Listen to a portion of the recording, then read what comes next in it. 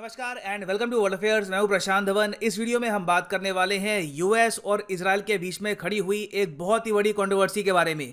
USA ने Israel की iron डोम की बिलियन डॉलर जो फंडिंग थी ये रोक दी है। यहाँ पे आप देखोगे इस पे आर्टिकल है हाउस डेम्स, मतलब कि डेमोक्रेट पार्टी, जो बाइडेन की जो पार्टी है, इसने ऑल टुगेदर आयरन डोम की फंडिंग बिल्कुल सस्पेंड कर दी है। और वैसे मैं आपको ये बता दूं कि मैंने कभी भी यूएसए में एक इशू को लेकर लोगों को इतना गुस्सा नहीं देखा जितना आयरन डोम के इशू को लेकर आज के समय यूएस के कई कांग्रेसमैन गुस्सा हैं।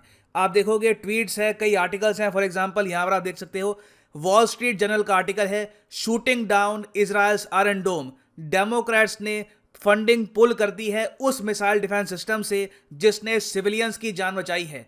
और सेम बात आज के समय कर रहे हैं यूएस के मेंबर ऑफ पार्लियामेंट।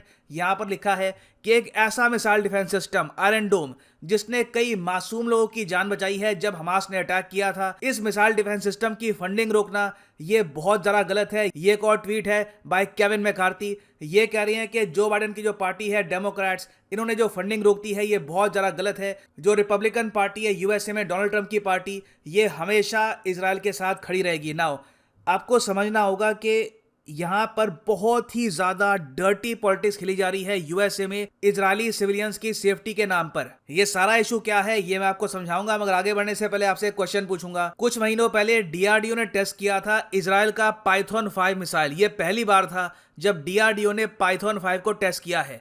आपको बताना है कि ये पाइथन 5 मिसाइल टेस्ट किस प्लेटफॉर्म से किया गया था। क्या यह टेस्ट हुआ था एक फाइटर एयरक्राफ्ट से, सबमरीन से, फ्रिगेट से, या फिर एयरक्राफ्ट कैरियर से?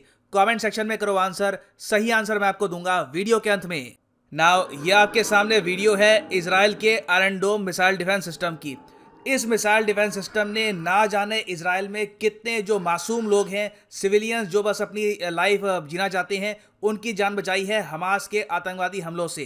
क्योंकि आपको पता होगा कि यहाँ पे आप अगर देखेंगे, ये यहाँ पे इजराइल है, ये यहाँ पे गाजा पट्टी है, गाजा पट्टी में हमास काफी बार रैंडमली रॉकेट लॉन्च करता रहता है इजराइल की वेरियस सिटीज में, और फिर आयरन डोम का काम होता है कि उन रॉकेट्स को हवा में ही डिस्ट्रॉय करे ताकि सिविलियन लाइव्स यहां पर बचाई जा सके। ना यहां पर आप पूछ सकते हैं, हाँ बिल्कुल आयरन डोम काफी इंप्रेसिव है, मगर इसको डेवलप तो इजराइल की कंपनी रफाल एडवांस डिफेंस ने किया था। तो इसकी जो फंडिंग है ये इजराइल की सरकारी करती होगी या फिर यूएस करता है? देखो, इसकी जो डेवलपमेंट थी वो करी थी इजराइल ने, मगर आज के समय जो इसका डे टू डे खर्चा होता है, जो इसकी बैटरीज का खर्चा है, वो यूएस ने कहा 2014 में कि ये लोग उठाएंगे। जो भी यहाँ पर अमाउंट खर्च होता है और बैटरीज को डेवलप करने में, इनको डिप्लॉय करने में, वो सारा खर्चा आज के समय उठाती है यूएस गवर्नमेंट। ये आप कह सकते हैं यूएसए की मिलिट्री असिस्टेंस के अंडर आता है to the country of Israel. Now यहाँ पर आप पूछोगे ये करने की आवश्यकता क्यों है, इतना कौन सा खर्चा आ जाता है आयरन डोम को चलाने में? तो इसका आंसर है, देखो इशू यहाँ पर यह आता है कि हमास और इजराइल दोनों बिल्कुल अलग तरीके से पैसा खर्चते हैं। हमास को अगर एक रॉकेट फायर करना है तो रफली इनके खर्च होते हैं इंडियन रुपीस में आप लगा लीजिए 34 से लेकर 40,000 के आसपास, मैक्सिमम आप कह लीजिए 75,000 रुपीस के आसपास ये लोग एक रॉकेट लॉन्च कर देते हैं। तो सिंस इनको इतने सस्ते पड़ते हैं कंपैरेटिवली ये रॉकेट, ये बहुत ही बड़ी संख्या में लगातार इजराइल की तरफ जो ये सस्ते रॉकेट है लॉन्च करते रहते हैं। इनको ये पता है कि 100 रॉकेट दाग दिए, एक या दो रॉकेट भी अगर किसी सिटी पे गिर गया तो कई इजराइल के सिविलियंस मारे जाएंगे। वेराज आप अगर देखो इजराइल को, तो आयरन डोम से एक बार जब ये मिसाइल लॉन्च करते हैं ऐसे रॉकेट्स को हवा में डिस्ट्रॉय करने के लिए, तो हर एक रॉकेट को लॉन्च करने की कॉस्ट आती है 75 लाख इंडियन रुपीस। तो आप समझ सकते हैं कॉस्ट में बहुत बहुत बड़ा डिफरेंस है, 100 गुना यहां पर डिफरेंस है। तो कई बार जो इनके बहुत से रॉकेट्स हैं इनको रोकने में इजराइल को एक दिन में ही कई करोड़ों रुपए खर्च करने पड़ते हैं। और आपको पता ही होगा कि इजराइल में ऐसा तो है नहीं कि साल में एक दो बार होता है, ऑलमोस्ट हर महीने कभी भी हमास रैंडमली जो ये सस्ते रॉकेट है ये लॉन्च करना शुरू कर देगा। तो यूएस को पता है कि इजराइल की सरकार पे बहुत ही बड़ा बर्डन आ सकता है इस अमाउंट का, इसलिए यूएस यहां पर आयरन डोम की जो ऑपरेशनल कॉस्ट है उसको कवर करता है। नाउ अभी रिसेंटली क्या हुआ कि जो बाइडेन की जो पॉलिटिकल पार्टी है डेमोक्रेट पार्टी, इन्होंने रिसेंटली इजराइल की फंडिंग रोक दी। इजराइल को यूएस भेजने वाला था $1 billion for the iron dome project, मगर डेमोक्रेट पार्टी ने कहा कि नहीं, ये पैसा नहीं जाएगा इजराइल को। अब यहाँ पे आप कहोगे इसका रीजन क्या है? क्या ये लोग गाजा पट्टी को लेकर, फलस्तीन को लेकर गुस्सा हैं कि इजराइल ने वहां पर बॉम्बिंग क्यों करी? तो इसका आंसर है नहीं। इसका कोई भी रिलेशन उस एस्पेक्ट से नहीं है।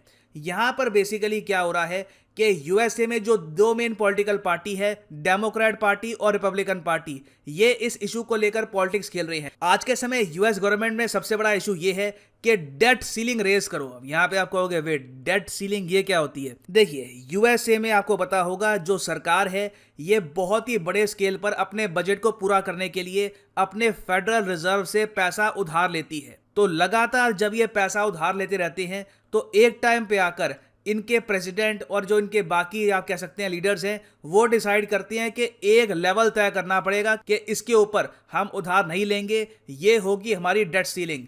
कब शब्दों में ये समझ लो, यहाँ पर एक खर्चीला बच्चा है, उसके पास क्रेडिट कार्ड है, उसके पिताजी ने क्या किया कि क्रेडिट कार्ड पे लिमिट लगा दी 2 लाख रुपए कि महीने में 2 लाख रुपए से ज़्यादा ये नहीं खर्चेगा। ये हो गई इसकी डेट सीलिंग।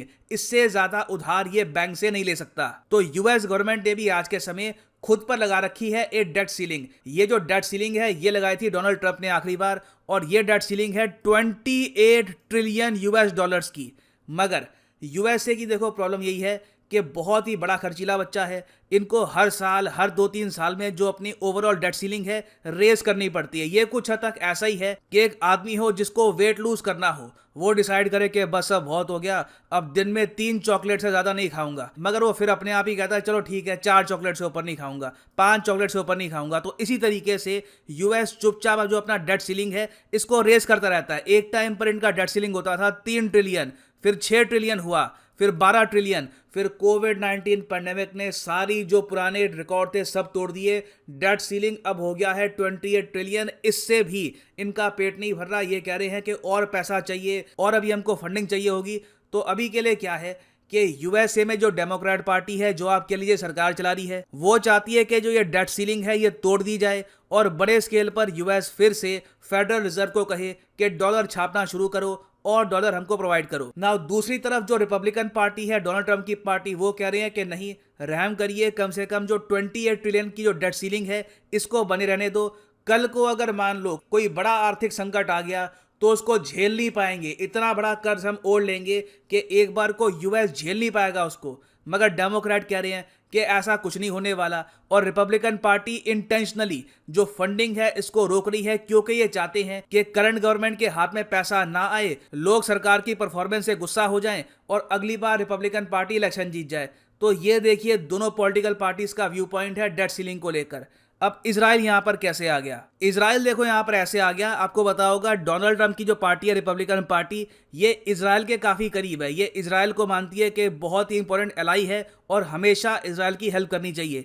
डेमोक्रेट पार्टी को, जो बाइडेन की पार्टी को इजराइल की इतनी कोई फिक्र है नहीं। तो यहां पर डेमोक्रेट पार्टी क्या कह रही है कि ठीक है, डेट सीलिंग रेज नहीं करने दोगे, हमारा समर्थन नहीं करोगे पार्लियामेंट में, तो तुम्हारा जो यहाँ पर बहुत पुराना मित्र है ना इजराइल, इसकी फंडिंग हम रोक देंगे। तो आप कह सकते हैं कि डेमोक्रेट पार्टी एक तरीके से ब्लैकमेलिंग कर रही है कि डेट सीलिंग यहाँ पर रेस करो, नहीं तो इजराइल की जो फंडिंग है $1 बिलियन की, ये हम पास नहीं होने देंगे। और इसलिए आप देख रहे हो कि जो रिपब्लिकन पार्टी के मेंबर है यूएसए में, वो कह रहे हैं कि डेमोक्रेट्स आज के समय फंडिंग रोक रहे हैं इजराइल की डेट सीलिंग के इशू को लेकर। मगर ये बहुत ही एक गलत तरीका है फंडिंग को रोकने का, क्योंकि यहाँ पे हम एक ऐसे मिसाइल डिफेंस सिस्टम की बात कर रहे हैं जिससे लोगों की जान बचती है।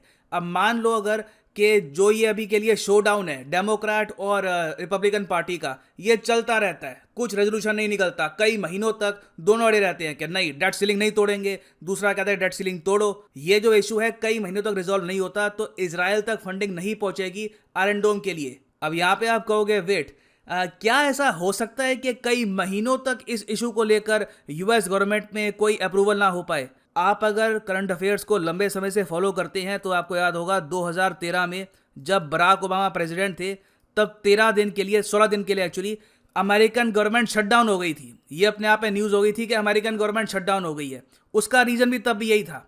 उस वक्त भी जो रिपब्लिकन पार्टी और जो डेमोक्रेट पार्टी थी उनके बीच में इशू यही था कि डेट सीलिंग रेज करो। रिपब्लिकन कह रहे थे कि नहीं रेज नहीं करनी, ओबामा कह रहे थे कि नहीं रेज करो, और इसी बात को लेकर मतभेद इतना बढ़ गया कि ऑल टुगेदर यूएस गवर्नमेंट ही कई दिनों तक बैठ गई। तो इसलिए इजराइल भी अभी के लिए चिंतित है। अब यहाँ पे आप कहोगे इजराइल भी ऐसा नहीं है कि कोई गरीब देश है, यूएसए ठीक है, अगर 1 बिलियन नहीं आते तो अपनी तरफ से पैसा लगा देंगे ना। यहाँ पे आपको समझना होगा कि कंट्रीज रैंडमली कहीं से भी पैसा नहीं लगाती।